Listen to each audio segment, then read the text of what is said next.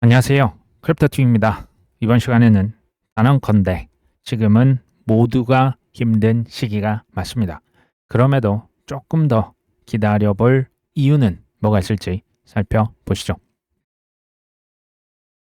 미국 재무부에서 내년도까지 국채 발행 규모를 그대로 유지를 할 것이다 라고 미리 알려줬습니다. 정부의 차입, 빚의 규모가 계속 늘어나고 있음에도 불구하고 중장기, 특히 미국의 장기 국채 입찰 규모 안 바꿀 것이다. 더 정확히는 늘리지 않겠다. 공급량을 기존 대비해서 늘리지 않겠다.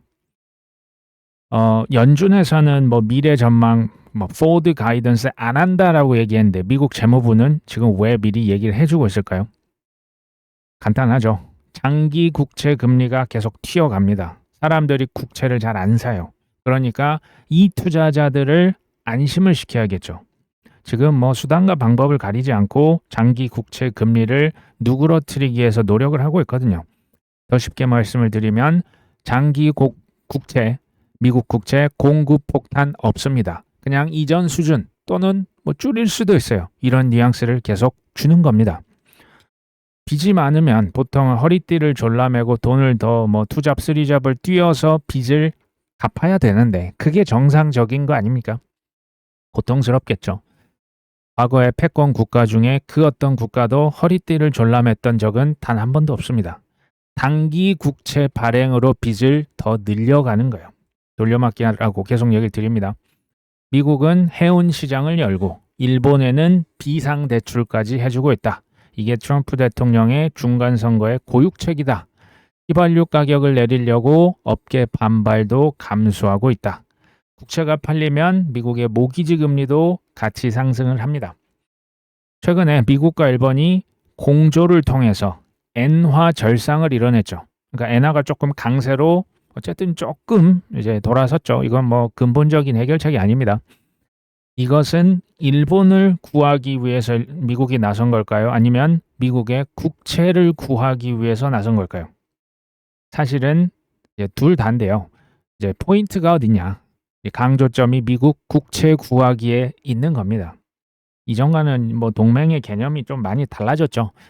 여기에 이제 지금 일본의 비상대출이라고 하는 것을 이미 허용을 했습니다. 이게 이제 뭐냐면 미국 국채를 담보를 나한테 맡기면 내가 달러를 일본에 대출을 해줄게. 원래는 국채를 팔아야 이제 달러를 받을 거 아닙니까? 근데 국채 팔지 마라고 계속 막아주고 있는 거예요.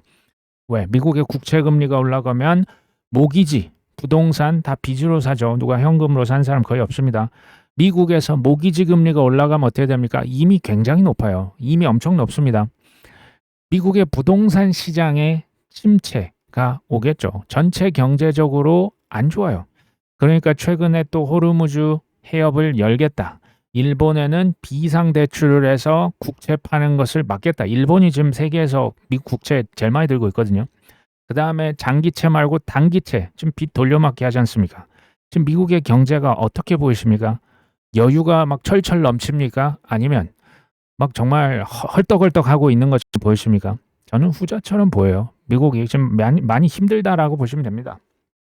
그리고 미국의 예측 시장에서 9월 달에 또 연준 FOMC를 합니다. 그때 금리 인상할 것이다.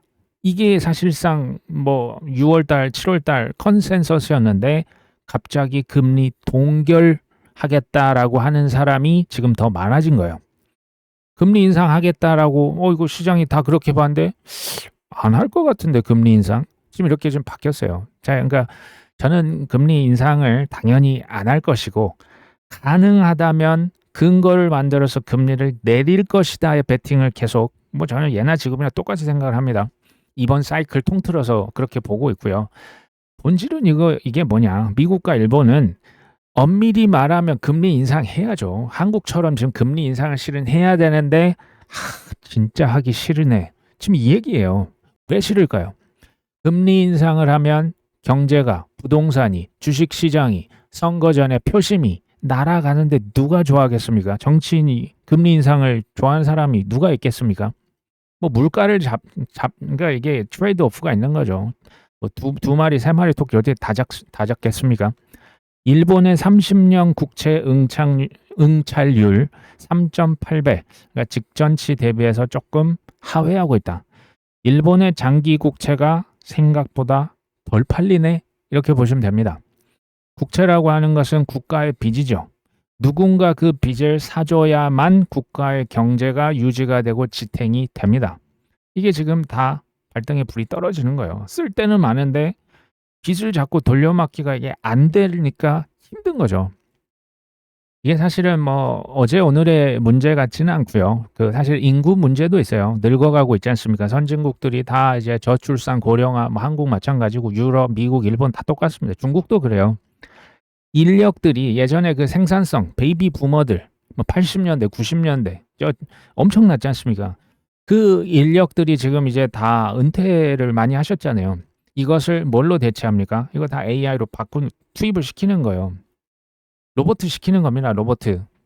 근데 이 생산성이 AI 생산성이 터져 나오려면 내년에 가능합니까? 내후년에 진짜 됩니까? 데이터 센터 짓는 데만 최소 2, 3년 걸려요. 아무리 빨리 지어도. 어려울 것 같은데. 기나긴 침체 이후의 생산성이 어느 순간 저는 터져 나올 수 있다.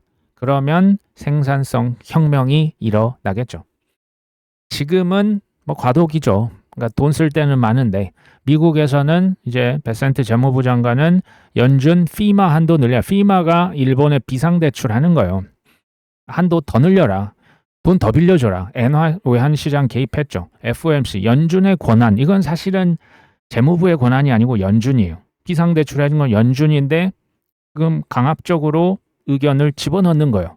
다카이치 총리는 지금 다릅니까? 일본은행, 일본 국채 좀 사라. 특히 장기 국채. 아까 보여드렸지 않습니까? 일본 국채 금리 인상 좀 억제해라. 물가가 높아도 일단 장기 국채는 좀 막아라. 통화 정책의 독립성이 제가 계속 얘기 드리지 않습니까? 다 독립성은 점점 잃어갈 수밖에 없어요. 중앙은행들. 미국과 일본이 이렇게 공조를 했던 이유는 뭡니까? 양국의 이해관계가 일치하기 때문에 미국은 미국 국채, 일본은 일본 국채, 환율. 이게 이러니까 지금 이 막 뭐 이전에 동맹과 같은 그런 느낌이 게 아닌 겁니다. 서로 이제 국채를 구하고 이해관계가 맞으니까 이런 걸 하는 거고, 피마라고 하는 것은 실은 코로나 같은 전 세계 또는 국가의 비상사태에 한정해서 비상대출할 수가 있는 거예요. 원래는. 지금 이 비상사태 맞습니까? 이게 이제 논란이 될 수밖에 없는 거예요. 이거 막 그냥 국채 팔지 말라고 그냥 돈 막 이제 찍어서 일본에 갖다 이제 물론 대출입니다. 지금부터 연준, 뭐 일본은행, 저 유럽중앙은행은 이전보다 파워가 약해지고 정부, 국가의 보조기관으로 전락할 확률이 전 크다라고 보고 있습니다. 중국은 괜찮냐? 아니죠. 부자의 해외 자산을 몇 년 전까지요? 25년 전까지 세금을 다 캐서 추징하겠다. 정상적으로 보이지 않은 사실은 상황이에요. 뭐 부동산만 지금 힘든 게 아니고 중국도 뭐 실업률도 그렇고 일부 잘 나가는 뭐 저기 선전이다 뭐 샹하이다 뭐 AI 스타트업 있지만 전반적으로 매우 힘들다라고 하는 것을 의미합니다. 유럽은 그럼 뭐 막 성장이 막 폭발적으로 나와줍니까? 유럽이야말로 저는 개인적인 의견이지만 좀 과거에 갇혀 산다라는 생각이 많이 들어요. 그러니까 좋게 말하면 전통입니다. 근데 성장보다는 전통, 뭐 환경 보호 또는 과도한 규제, 기존의 것을 선호하는 유럽에서 과연 이게 폭발적인 우리가 생각하는 성장이 나올 수 있냐? 저는 역시 부정적으로 봅니다. 우리나라 뭐 경기도 아마 기사 다 보셨을 거예요. 경기도 재정 위기 논란, 돈이 없다. 지방채 한도까지 끌었었나? 좀 자극적인 기사에 보면 뭐 파산했다. 네, 파산은 아닙니다. 그러니까 지금 재정 운영하는데 재정 난. 그러니까 지금 많이 어렵다. 돈이 좀 많이 부족하다 이런 거예요. 제가 지금 얘기 드리는 것은 전 세계적인 현상이라는 거예요. 한 국가, 지금 일부 기업, 뭐 일부 부자, 뭐 이런 분들을 제외하고는 힘들다라는 얘기예요. 장황하게 얘기 드린 이유는 이겁니다. 빚이 없이 지금 살 수 있는 시대가 아니에요. 부동산, 주식, 뭐 코인 다 뭘로 하십니까? 빚으로 하셨잖아요. 보통 빚으로 다 합니다. 그게 사람이 이것을 거부한다는 게 그만큼 힘들어요. 그 대세 막 포모에 막 휩쓸리지 않습니까? 근데 크립토라고 하는 것은 왜 그럼 잘 되냐 이 상황에서.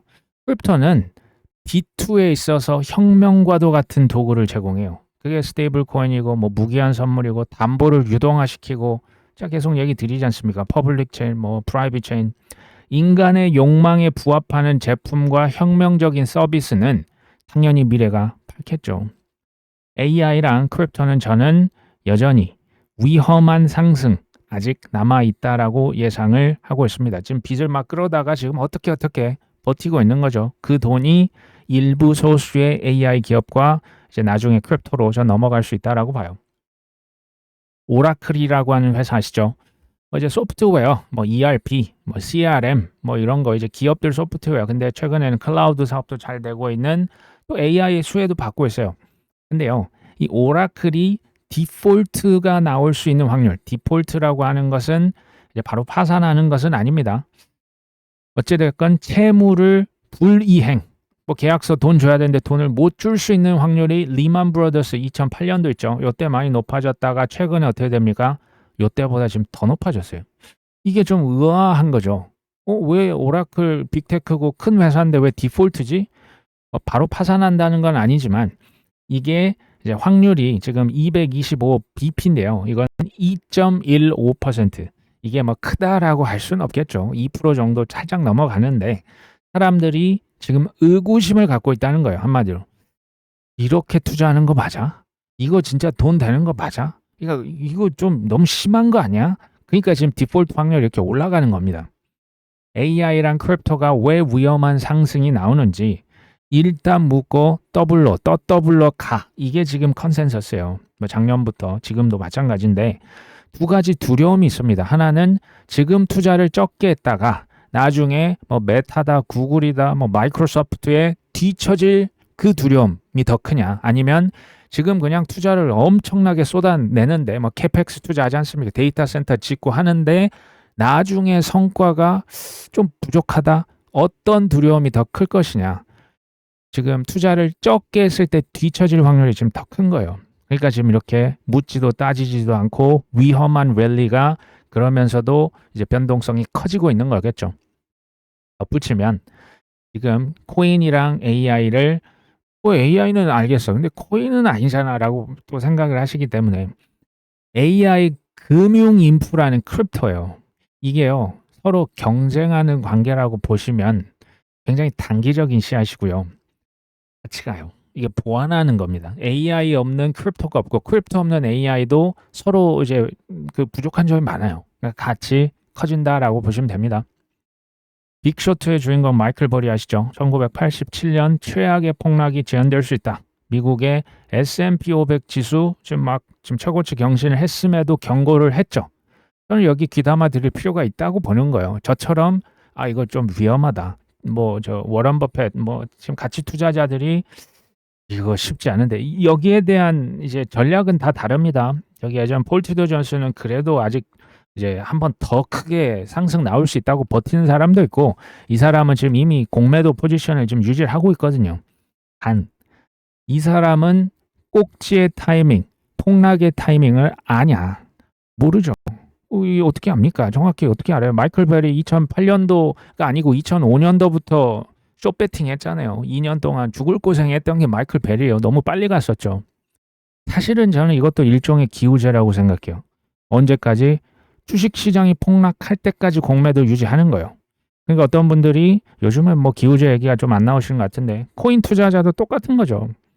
폭등할 때까지 보유하고 바이더 딥을 계속 하는 사람. 이거 이제 기우제인데 방향만 조금 바뀌었다라고 보시면 되겠죠. 과도한 B2, 단기 타점 매매. 저는 과거나 지금이나 앞으로 여기 희생자 많이 나옵니다. 이런 거 안 하셨으면 좋겠다. 비트코인 발목을 잡고 있는 10월 바닥론이 지금 나오고 있다. 이게 지금 사람들이 현금을 보유한 채 관망하는 사람이 많대요. 그러니까 거래량이 지금 바닥을 기겠죠. 전 일리가 있어서 가져온 겁니다. 10월 달에 저점 온다. 지금 이렇게 믿고 있는 사람이 엄청 많다라는 거예요. 그럼 10월까지 기다렸다가 바닥에서 매수를 하는 게 좋을까요? 아니면 그냥 작년이다 올해다 하락장 내내 적립 매수를 하는 게 더 좋을까요?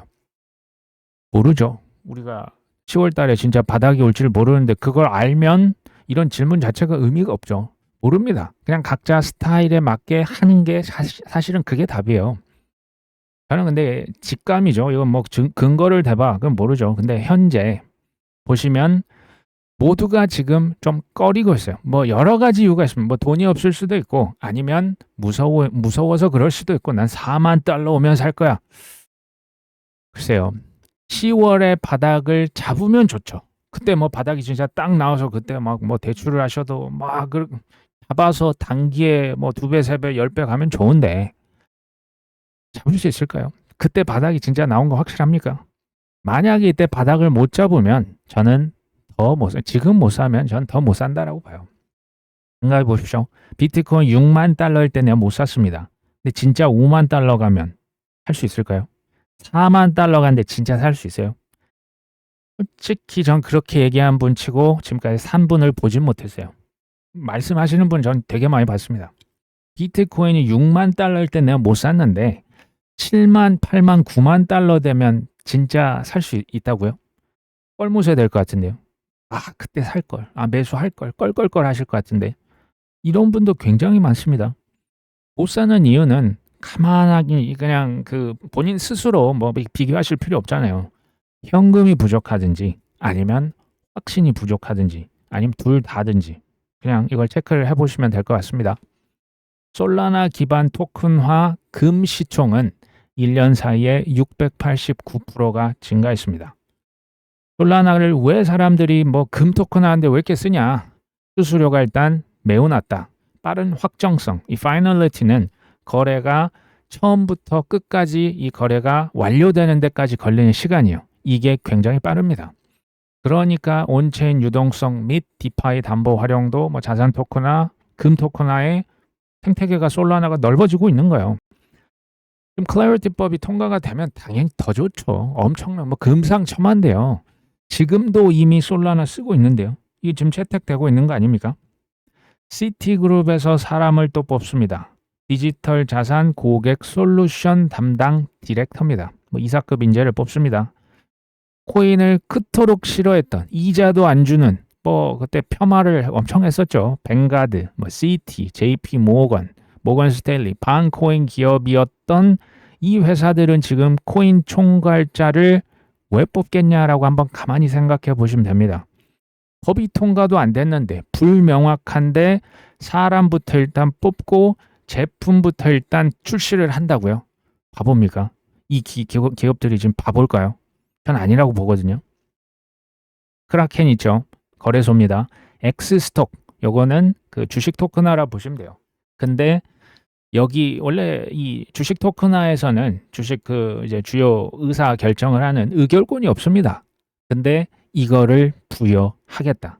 뭐 브로드 리치라고 하는 회사랑 협력을 해서 의결권 주겠다.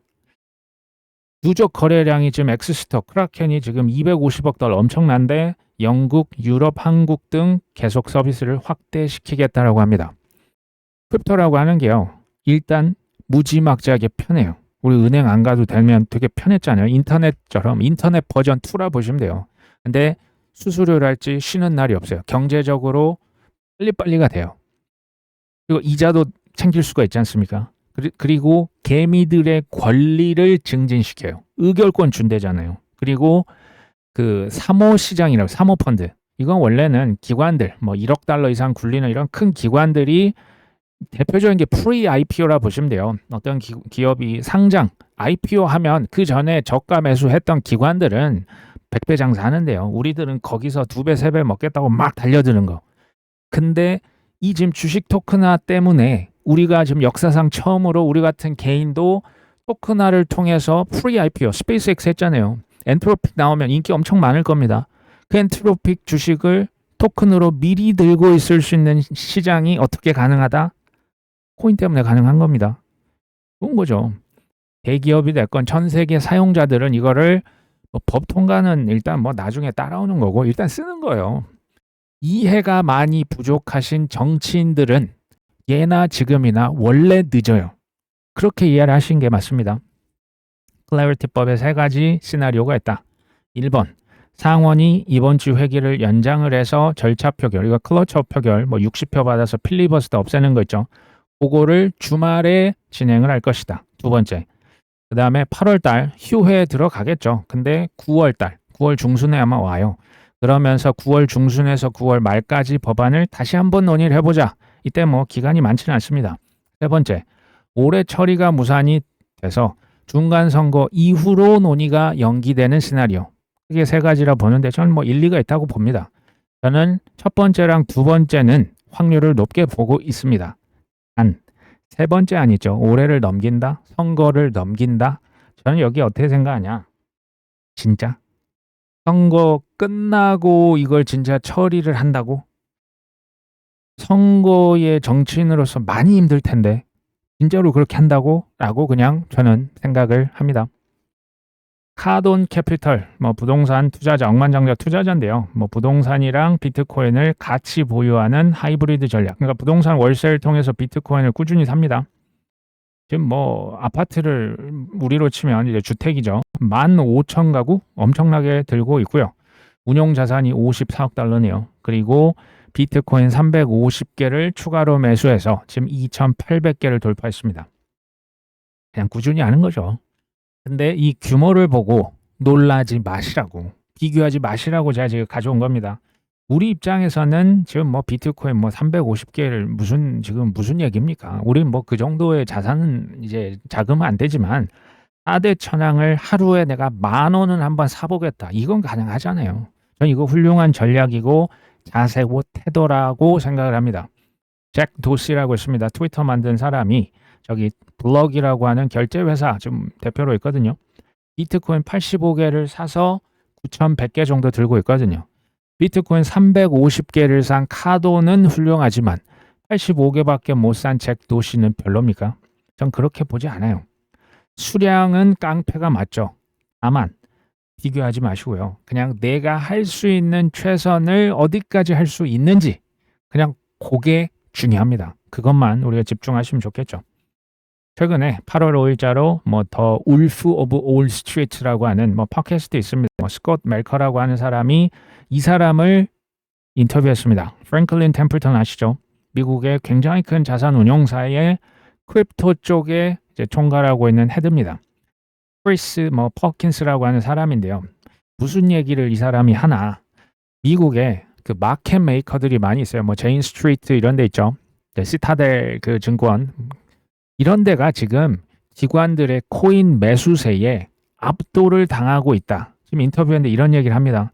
지금 매우 재밌고 건설적인 시기인데 왜냐하면 투자 심리, 센티멘트 심리가 오풀하대요. 최악 중에 지금 최악이라고 합니다. 근데 크립토의 펀더멘털은 엄청나게 빠르게 개선이 되고 있더라.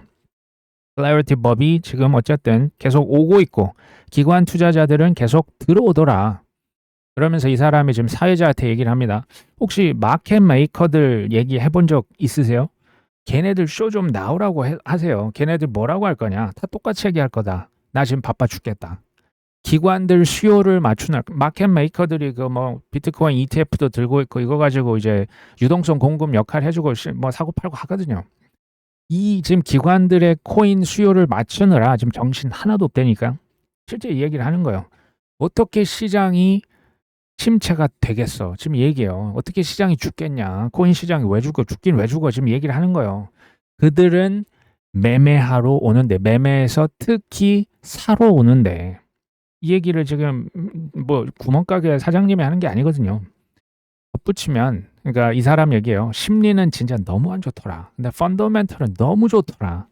이럴 때 사야지 언제 삽니까? 물론 이제 현금이 있으시면 좋겠지만 뭐 없으면 할 수 없습니다. 똑같은 얘기를 저도 계속 드리죠. 소음을 무시하자. 소음이 너무 많아요. 소음이 많고 그들의 말이 아니라 뭘 보자? 행동만 보셔야 돼요. 행동은 예나 지금이나 똑같습니다. 말은 그냥 뭐 위아래로 왔다 갔다 뭐 전쟁 뭐 열렸다 해협이 닫혔다가 뭐 미사일 쐈다가 정신없죠. 관세가 뭐 120% 왔다가 그냥 대법원 판결 취소가 됐다가 근데 지금은 뭐 그러나 저쩌든 지금 너무나 다 힘든 시기가 맞고요. 지금은 최선을 다해서 살아남으셔야 됩니다. 무조건 살아남아야 돼요. 지금 돈 없이 그냥 버티는 것도 전 지금 잘하고 있다. 살아남아야 본전이 아니라 지금 본전만 달라고 외치시는 분들 많이 계실 것 같지만 본전이 아니라 수익을 맛볼 수 있는 확률이 올라갑니다. 마지막인데요. 우리 삶의 행복은 우리 생각의 품질에 달려 있다. 삶에도 저는 품격이 있듯이 생각에도 저는 품격이 있다는 생각을 해보거든요. 그게 뭐냐? 상황은 내 마음대로 안 돼요. 타이밍이 어떻게 내 마음대로 됩니까? 근데 내 마음과 내 자세와 태도는 통제가 됩니다. 이왕 사는 인생 우리 구독자님 저 포함해서 품격 있고 좀 멋있게 살다 가면 얼마나 좋을까요? 이게 뭐 근데 어려움을 통해서 극복을 하던 그 과정 중에 우리가 좀 성장한다라고 저는 생각이 듭니다. 그리고 이게 좀 범위가 넓기 때문에 일단 남 탓만 안 해도 그리고 옆에 사람 보지 마세요. 비교만 안 해도 전 상위 20% 안에 든다라고 봅니다. 한번 잘 버티고 이겨보셨으면 좋겠습니다. 오늘 방송 여기까지 합니다. 끝까지 시청해 주셔서 감사합니다.